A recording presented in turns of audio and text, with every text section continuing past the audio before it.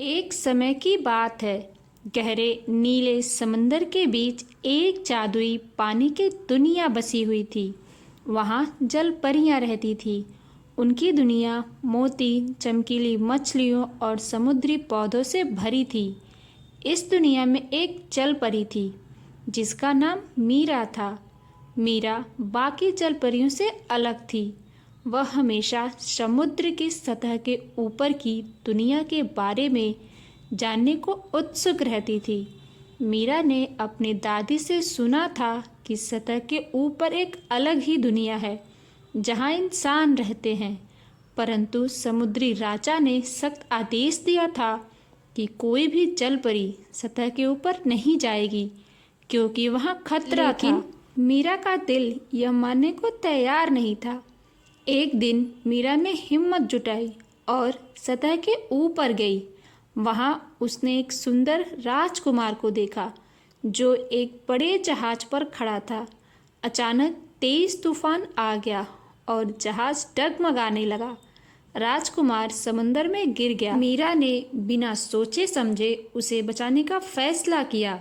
वह तेजी से तैरकर राजकुमार के पास पहुंची और उसे किनारे तक ले गई। जब राजकुमार को होश आया तो उसने देखा कि कोई लड़की उसे देख रही है, परंतु इससे पहले कि वह उससे कुछ कह पाता, मीरा पानी में गायब हो गई। राजकुमार को बस उसकी आवाज़ याद रह गई जो उसने मीरा को गाते हुए सुनी थी। मीरा राजकुमार से मिलने के लिए तड़पने लगी। उसने समुद्री जादूगरनी से मदद मांगी। जादूगरनी ने कहा कि मैं तुम्हें पैर दे सकती हूँ, लेकिन बदले में तुम्हारी आवाज़ ले लूँगी। अगर राजकुमार ने तुमसे प्यार नहीं किया तो तुम्हें हमेशा के लिए समुद्र में कैद रहना होगा। मीरा ने बिना सोचे समझे अपनी आवाज़ देने का फैसला किया। मीरा अब इंसान बनकर जादूगरनी से राजकुमार के महल का रास्ता पूछकर राजकुमार के पास पहुंची। राजकुमार ने उसे अपने महल में जगह दी। वह मीरा की खूबसूरती से आकर्षित था, लेकिन उसे पता नहीं था कि यह वही लड़की है जिसने उसके जीवन बचाया था। मीरा अपनी बात समझाने की कोशिश करती, लेकिन उसकी आवाज़ तो जादूगरनी ने छीन ली थी। वह अथाह प्रयास करती, लेकिन हर बार उसके हाथ असफलता ही लगती। एक दिन राजकुमार की शादी की घोषणा हुई। मीरा उदास हो गई। वह अकेली और बेबस होकर रोने लगी और रोते रोते ही समुद्र में वापस जा पहुंची और समुद्री जादूगरनी से अपनी आवाज़ वापस करने के लिए मिन्नतें करने लगी। मीरा के बार बार मिन्नतों में जादूगरनी को मीरा का सच्चा प्यार दिखा, जो उसे अपने अधूरे प्यार की याद दिला रहा था, जिसके लिए जादूगरनी आज तक तरस रही है।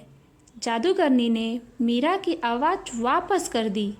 मीरा बड़े उम्मीदों के साथ महल वापस गई और राजकुमार को बताया कि वह वही जल परी है जिसने उसकी जान बचाई थी और वो अब उसके प्यार के लिए एक इंसान बन गई है।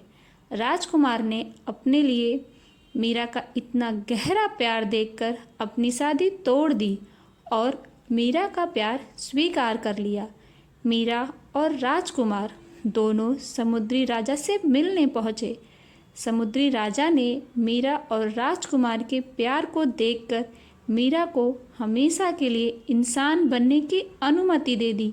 मीरा और राजकुमार ने मिलकर दोनों दुनिया को जोड़ दिया था और उनकी प्रेम की कहानी समुद्र की लहरों में गूंजने लगी और लोग आज भी जल परी और इंसान के इस अनोखे प्यार की कहानी को सुनते हैं। फ्रेंड्स, अगर आपको मेरा ये वीडियो पसंद आया तो प्लीज़ मेरे वीडियो को लाइक करें, मेरे चैनल को सब्सक्राइब करें। बाय बाय, मिलते हैं नेक्स्ट वीडियो में।